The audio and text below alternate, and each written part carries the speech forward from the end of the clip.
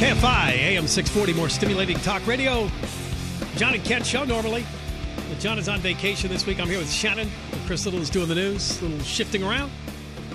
Coming up, we'll give you the latest. Yeah, the latest on the search for the debris from the Malaysian airliner. It's still going on, but nothing really to report, although we'll tell you, as we predicted, the families aren't sitting still over the announcement yesterday from the Malaysian Prime Minister that it's over. The plane is lost way out there in the southern Indian Ocean, and we're sorry, but that's where they went down. Clearly, these people want proof. We'll tell you more about that coming up later on. And the search for any bits of wreckage now has expanded even more countries involved, more equipment being sent there. We'll give you the full update coming up later on. Right now, we're going to talk to a man by the name of Bob Pack. There was a news conference yesterday in Norwalk where they displayed boxes of petitions. They claim that they have gathered hundreds of thousands of signatures to qualify a ballot measure here in California. And I'll give you the name of it. It's the Troy and Alana Pack Patient Safety Act. And if this does get on the ballots, this is pretty major overhaul of some things. It will mandate random drug testing of doctors to prevent substance abuse by physicians. It'll require that they use the state's existing prescription data, a drug database called Cures, to curb doctor shopping. And Bob actually created the database. He'll be here in a moment to talk about it. And it'll adjust, and this could be big too, the state's malpractice cap, claiming that it hasn't accounted for many years of inflation. They want to keep the existing cap on the attorney's fees because that drives people crazy. How much are the lawyers getting out of this settlement? So we'll go through all of this with Bob and find out everything you need to know about this ballot measure. Bob Pack, welcome to the John and Ken Show.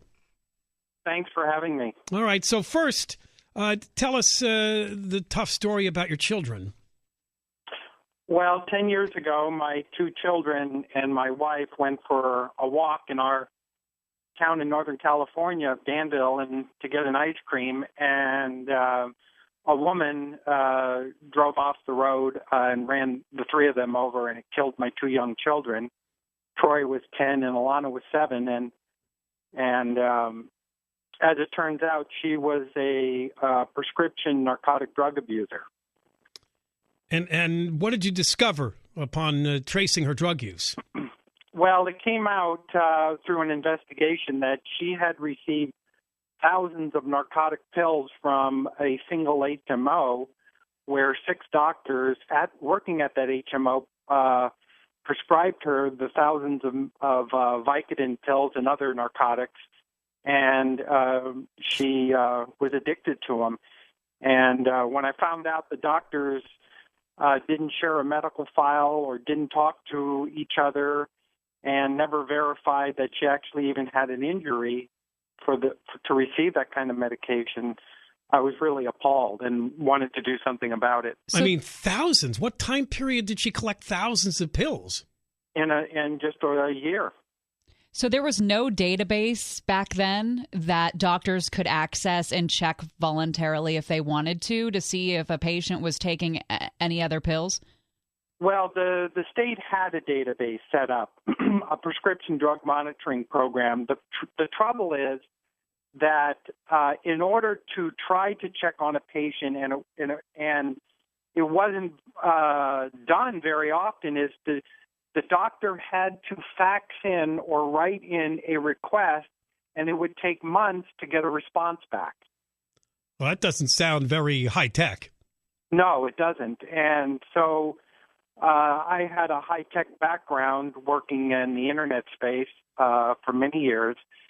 And so I set about to try to change that by creating an electronic version of that database and making that data instantly available to any doctor or pharmacist in California, almost as simply as using Google. Just query the person's name, and up comes their entire narcotic prescription history. And you call it Cures.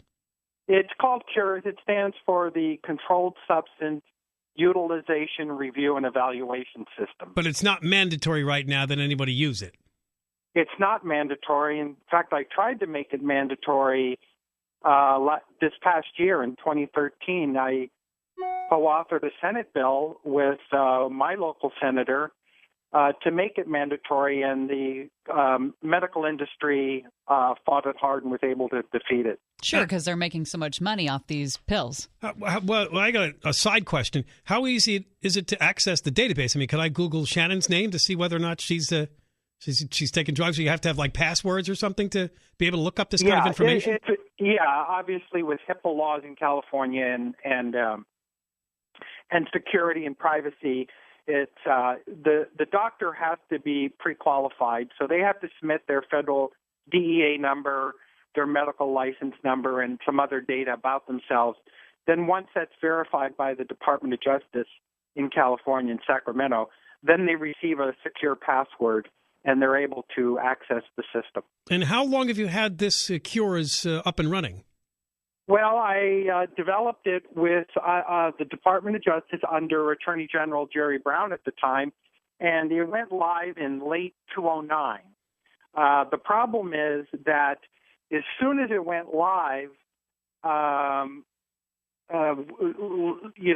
basically a year after it went live, of course, Jerry Brown became governor and inherited a huge financial disaster in California. So one of the things he did was he cut $72 million out of the Attorney General Kamala Harris, who came into office, her budget, and that really wiped out the Cure system. And it actually shut down for several months because there was absolutely no funding for it. And along with 200 Bureau of Narcotic Enforcement agents in California who lost their jobs. So we were able to string together enough kind of emergency funding just to keep it going, but really it was barely going.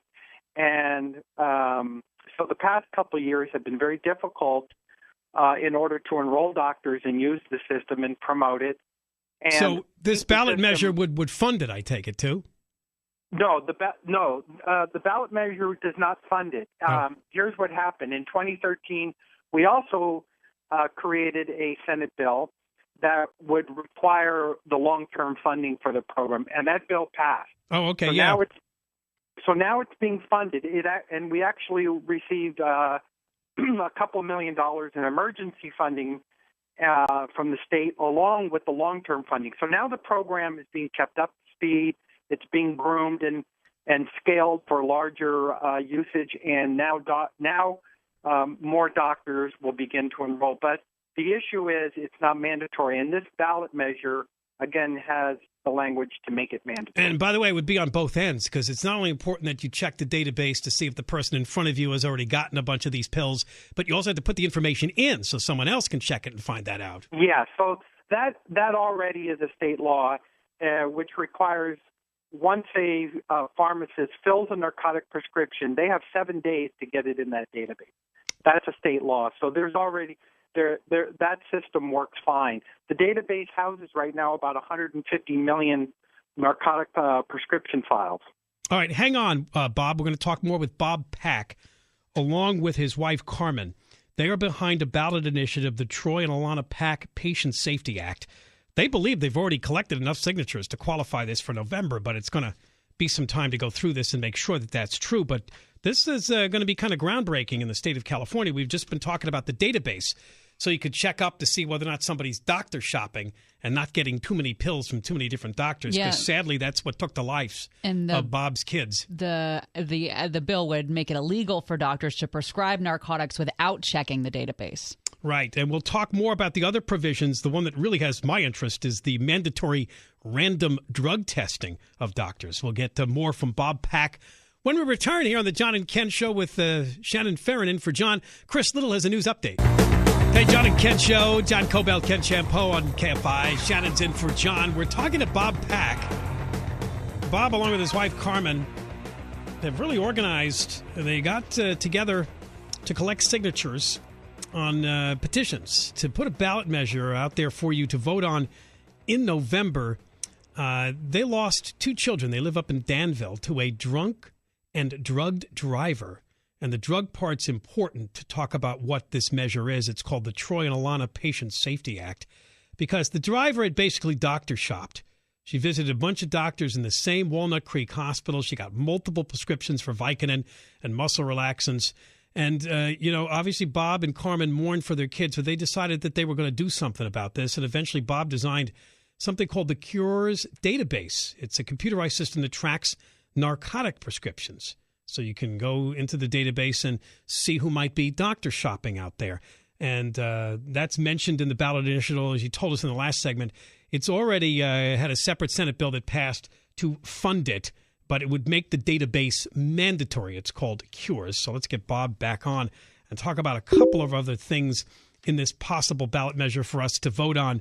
And let's go right to a big one, Bob, and that's the mandatory random drug testing of doctors. Talk about that. Yeah. Well, we added that into the ballot measure, which yesterday we submitted 840,000 signatures for, and so we're confident it will qualify and probably be assigned a proposition number in May. But the mandatory random drug testing of doctors came about because the CMA of California issued a report and that said that 18% of doctors abuse drug or alcohol in California. And I was really astonished that it was that high. I think the national average is 15%. But even whichever number, it's a huge proportion of the doctors. And so we looked into what the pilots have employed for their pilots, and they have a very comprehensive self-policing mandatory random drug and alcohol test for pilots. And you can wonder why they're carrying the lives of the public in the course of their jobs. And we thought that should be done with doctors. I mean, in some cases, not all, but in some cases, they too hold the lives of people in the course of their employment. And they should assure the public 100% guarantee that when they're working with the public in a life-type situation, life or death situation, the public should be assured and very confident that their doctor is not abusing drugs or alcohol. Are you concerned that there's going to be major opposition from the medical profession over this part? Oh, there already is, yes. The CMA and the medical insurers of California are waging quite a large battle against us. Also in the act, you want to raise the cap on medical negligence damages up from $250,000. Is that because attorneys are kind of not touching these cases and letting these doctors continue with doctor shopping? Well, yes. The issue is it's called the micro law, the Medical Injury Compensation Reform Act, which was set in 1975 and signed, ironically, by Jerry Brown, governor then. And it capped the medical negligence non-economic damages on patients at $250,000, and it never adjusted for inflation. So what's happened today is, in my case, my children were killed. And while I'm grieving, which is true for every victim in this case of medical negligence, goes to an attorney and finds out the hard way that the 250 cap, the attorney can't take the case because it's going to take $250,000 to navigate 2-3 years through the court system and get to a trial. And so you literally win nothing. So the attorney turns it down, and you're left grieving and victimized a second time because you can't not only get any compensation, but you can't get accountability. And I've traveled the state with many victims, and it was true in my case too. The foremost thing you want when you lose a child or a parent or somebody through medical negligence, you want accountability. You want to know why. You want them to change so it doesn't happen to someone else.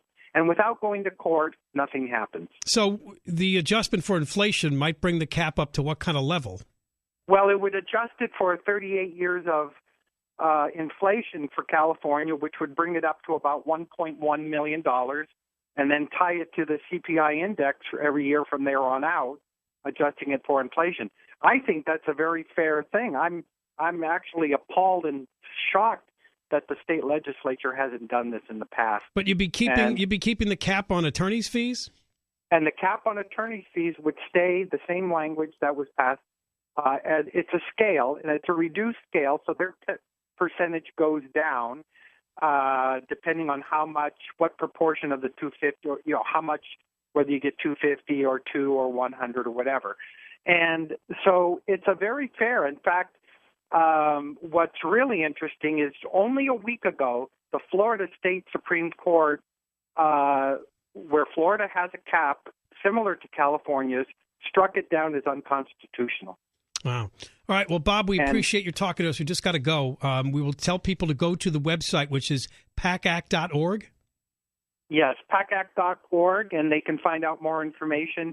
And I hope that your listening audience will really will strike a chord with. Yeah, truly an impressive reaction to such the worst tragedy, really, that someone could face. Yeah, losing your kids, and you've done a lot of work on this. And I'm sure I'll be talking to you again because you're pretty confident this will qualify for the November vote. Yes, we think it will, yes. All right, it's PACact.org. Bob Pack, thanks for talking to us. Thank you so much. All right, when we come back, we'll give you the latest that we know in the search for any parts of the wreckage of the Malaysian airliner. And as we predicted yesterday, family members are not exactly accepting the message from yesterday that it's over, and that plane certainly went down in the South Indian Ocean.